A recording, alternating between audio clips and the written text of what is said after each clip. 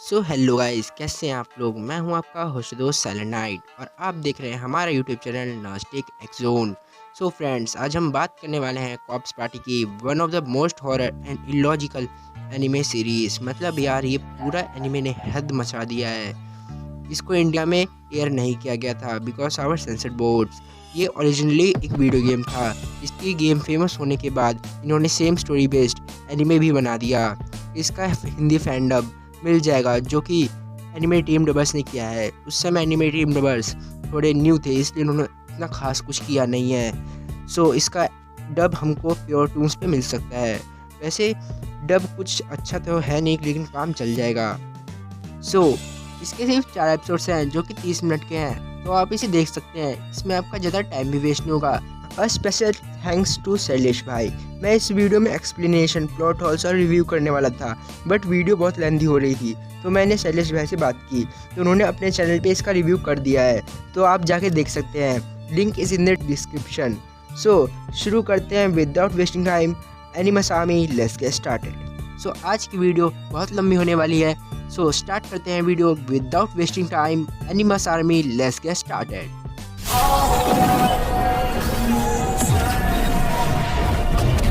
Cash out, racks out, shorty got her ass out, flexing for the ground, rap singers with the tags out, talking like a bitch, so I'ma have to break the max out, talking like he rich, turns out his car's maxed out, pussy got tags, you be mad when your bitch send me a text, you be mad cause you're not as rich as a youngin' like me, and your bitch not as bad, slide solo, dolo, vet,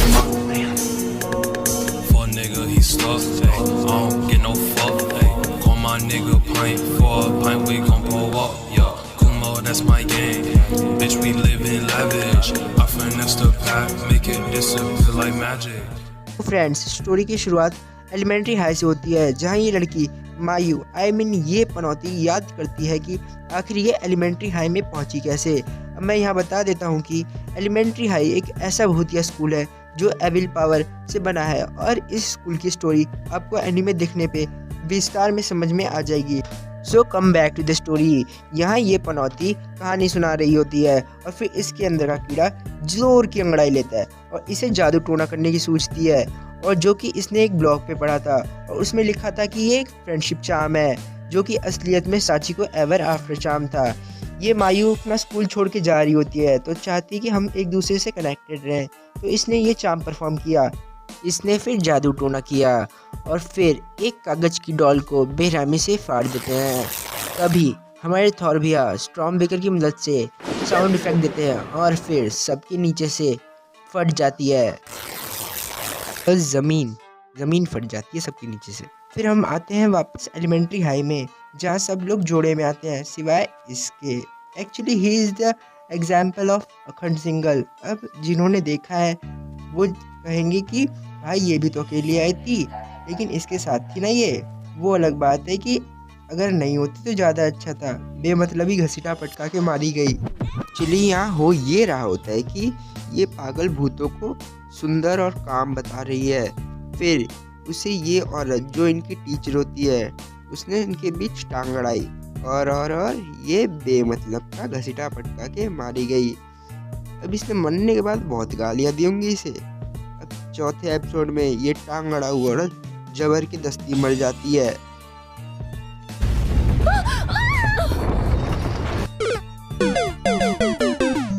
आते हैं इस अखंड single पे।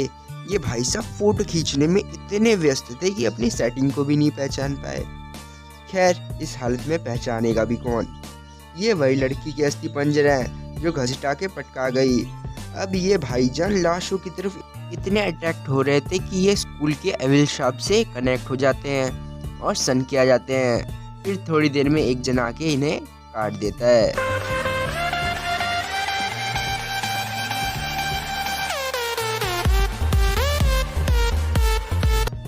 अब इस scene में देखो, ये लोग यहाँ पर फंसे हैं, लेकिन इनका अलग ही सीन चल रहा है। पहले आप ये सब देख लो, फिर हम बात करते हैं। क्या मैं के साथ अकेली हूँ? तुम ऐसे समझने क्या करने की सोच रही हो? हमें यहाँ से जल्दी बाहर निकलना होगा। हमें इतनी जल्दी जाने की कोई जरूरत नहीं है। मैं तुम्हारे साथ रोड पे जाना चाहती हूँ। सिर्फ हम दोनों। सिर्फ को रानी, हम हमेशा साथ रहेंगे। ओह ये क्या वजह?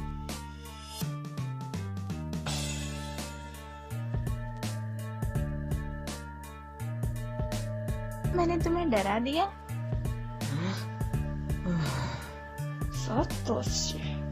मेरा हाथ तुम्हें पता है कहाँ है? सॉरी। तुम अब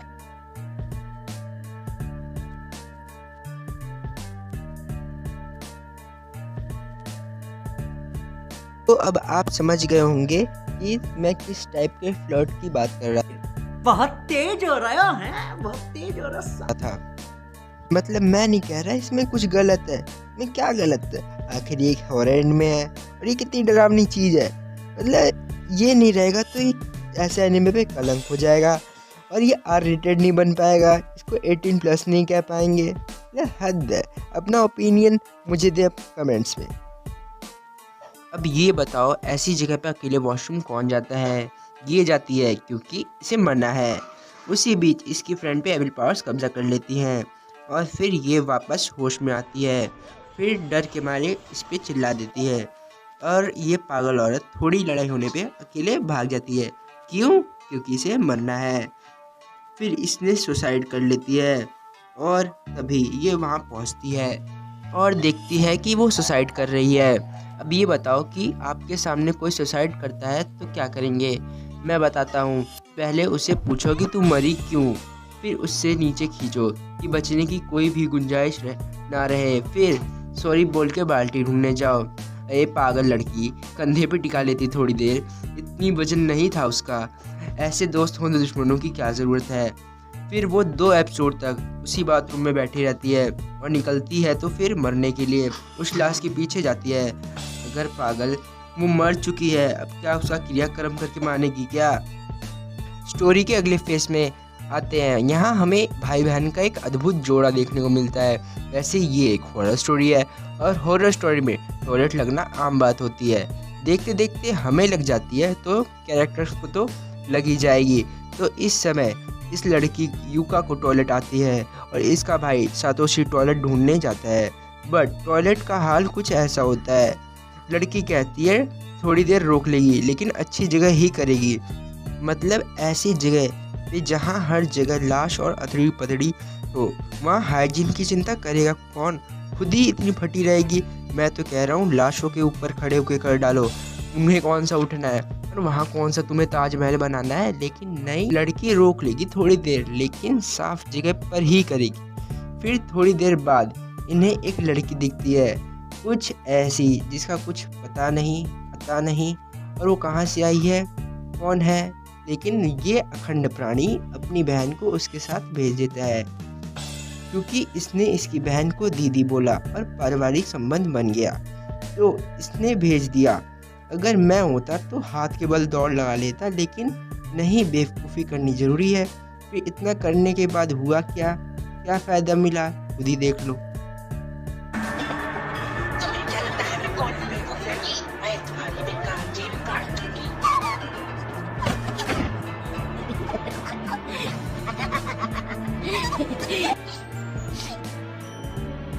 मैं इसे यहाँ छुपा देती हूँ।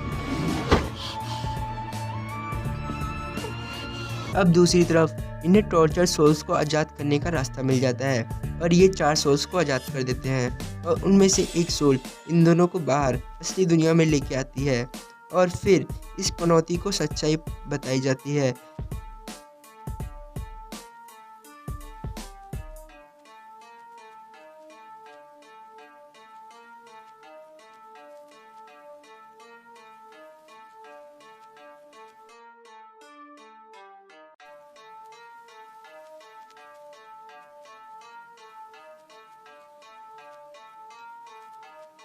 फिर ये सबको बचाने के लिए वापस जाने के लिए लड़ती है। पागल, अगर मैं होता तो सीधे घर की तरफ भागता। दोस्ती यारी सब खत्म, कौन बचा कौन फंसा कोई मतलब नहीं मुझसे। जग मारे दुनिया, क्योंकि जान है तो जहान है यार। और यही सोच मेरे भाई की भी होती है। बट मैडम को दोस्ती का भूत सवार होता है। लड़ झगड़ के वापस जाती हैं फिर उसी दुनिया में। फिर इन दोनों का रियूनियन होता है और इस हलकुंडे की बहन मरने वाली होती है। तभी पता नहीं कहाँ से ये वापस यहाँ आ जाता है। लेकिन कैसे यार, होटल तो पूरा बंद हो गया था ना।